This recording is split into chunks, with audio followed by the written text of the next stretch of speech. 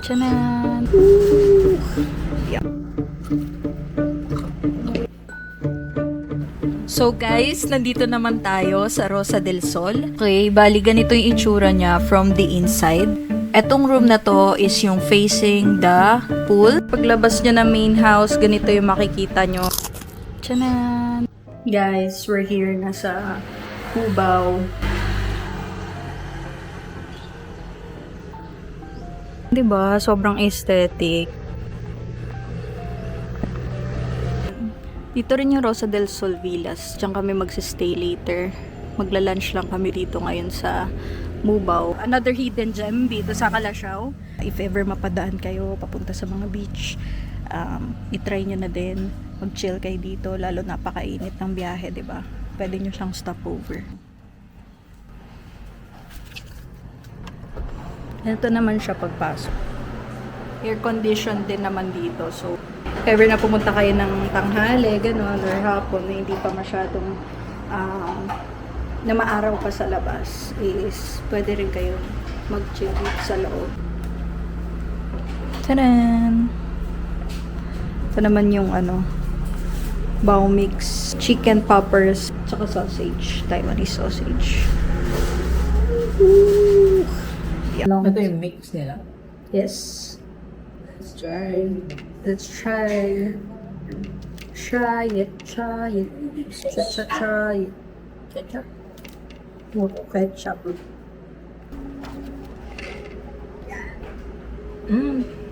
Parang Thailand.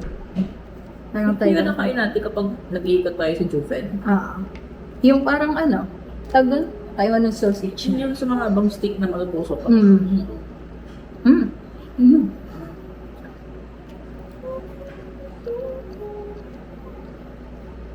Magustuhan mo din to. Ano yung powder? Cheese. Sweet sausage. Yung sausage, pwede din siya palagyan ng powder. Cheese powder. Na merong halong Taiwanese seasoning.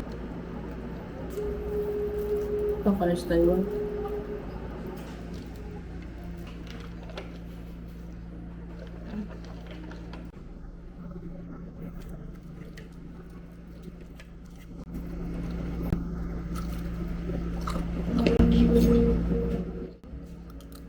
Guys, ito naman try natin. Ano to? Choco drift. Alam kong masarap to.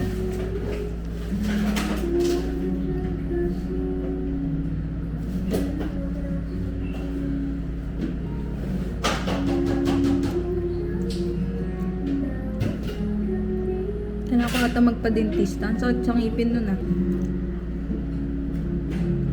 Covered yun.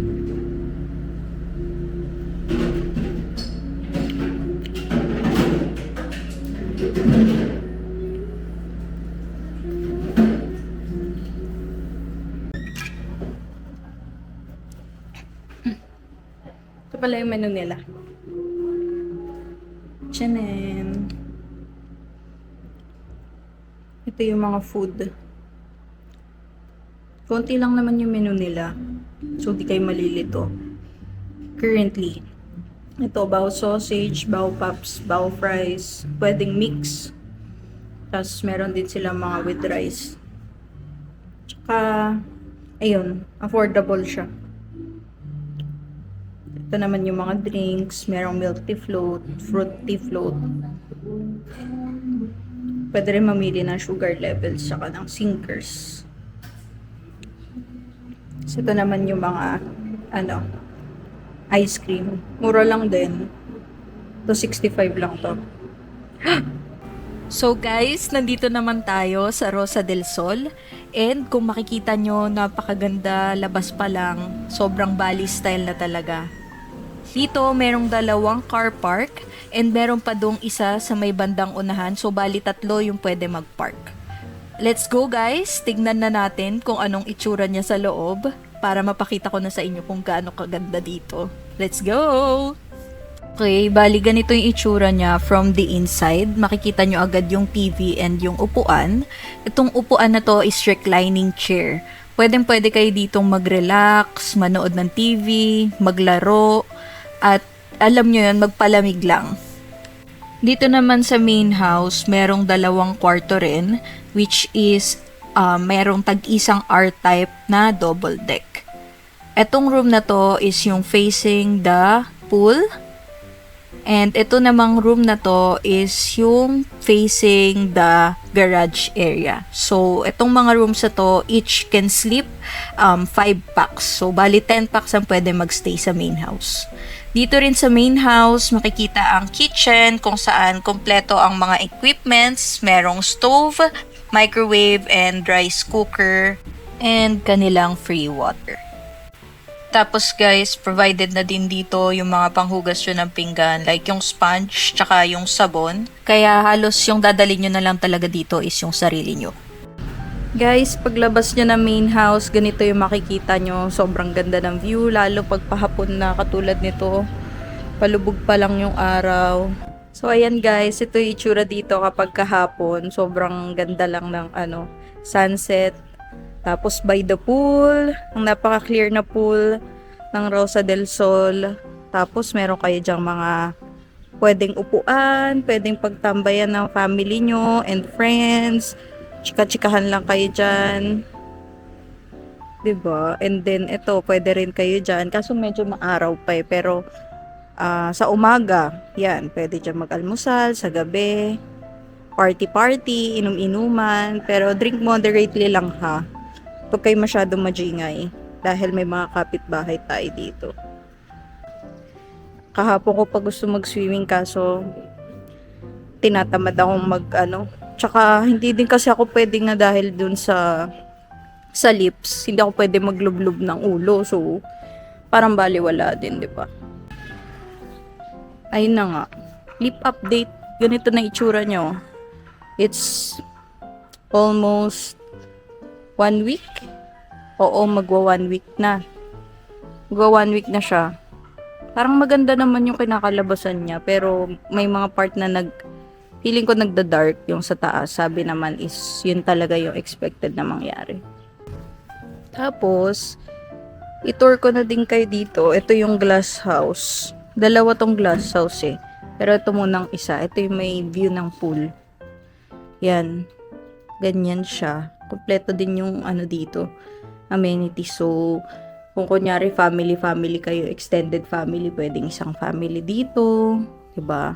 Kaya may mga couple sa group nyo, meron na din silang TV dyan, meron silang kainan, or pwedeng uupuan lang habang binabantayan yung mga kids mag-swim, diba? Ganda lang. Habang nagkakape-kape ka, diba? Ganito yung view mo.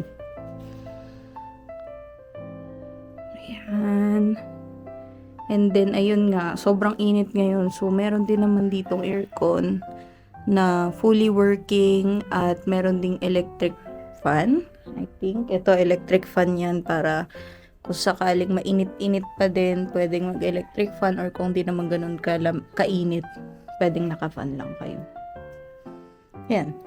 May kasama na rin towel dito. So, if ever na magre-rent kayo, kahit di na kayo magdala ng towel, meron na nga rin dito mga soap and shampoo eh. Pack. Another glass house. Yan. Halos pareho lang naman yung itsura niya. Yan. Ito mas dito. Feeling ko mas chill, mas relaxed. Kung sakaling gusto nyo yung parang medyo secluded na kayo. O mas tahimik yung area nyo. Ayan.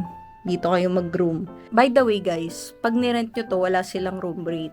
Ano lang to, whole villa talaga siya. So, pang family and friends, private talaga siya na area. And kayo lang talaga yung magre-rent dito.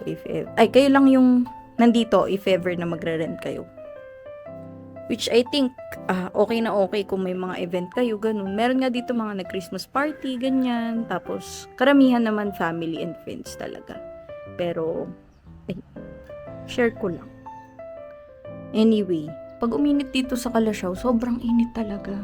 So, ayan. Lahat ng rooms naman dito air-conditioned. Kaya, if ever na trip nyo lang mag-chill muna dito sa loob. Actually, may payong na nga din kada room dito sa glass house para kung tatawid kayo papunta dun, hindi naman kayo masyadong maaarawan kasi mainit nga talaga yung feeling niya. Ayun. Kung makikita nyo, ang lawak pa ng space. Pwede kayo dyan mag-setup kasi kami nung binlessing to, dito kami naglagay ng mga dito yung parang mga pagkain, tas dito naman banda naglagay kami ng tables. So, good talaga siya. Mga intimate, party kasi hindi talaga naman siya ganun kalakihan. Man siya like pang mga big events, mga pang intimate lang, ganyan. Then, ayan, syempre, may pool. Lalo ngayon, tag-init, ang sarap mag-dip. Tapos, after mo mag-chill sa aircon, pagka ganito na hindi na gano'ng maaraw, pwede ka na mag-swim. Diba? Pag mainit pa, dun muna sa kwarto, or dito sa may main house, tapos pa-aircon, tapos meron ding may Netflix din naman, may YouTube, mabilis din yung internet, so pwede kayo mag-work, pwede kayo mag-cellphone, and then, ayan, pag ganyan na lumubog na yung araw, palubog na ang araw, oras na para mag-swimming. Diba? So, ayun. Thank you guys for watching this vlog, if ever man na may nanonood. As always, sinasabi ko, masaya akong gawin to, and sobrang na-enjoy ko siya, kaya kahit naman na meron o wala, masaya ako. Pero syempre mas masaya kapag meron, nandiyan kayo, and kung mag-interact kayo, mag-comment kayo, ganun, ma-appreciate ko yun, para syempre nakikita ko din yung thoughts nyo. Nagsistart pa lang ako, so highly appreciated kung meron kayong mga comments, ganun, suggestions, kung ano yung mga pwede kong gawin. Ting, ting, ting.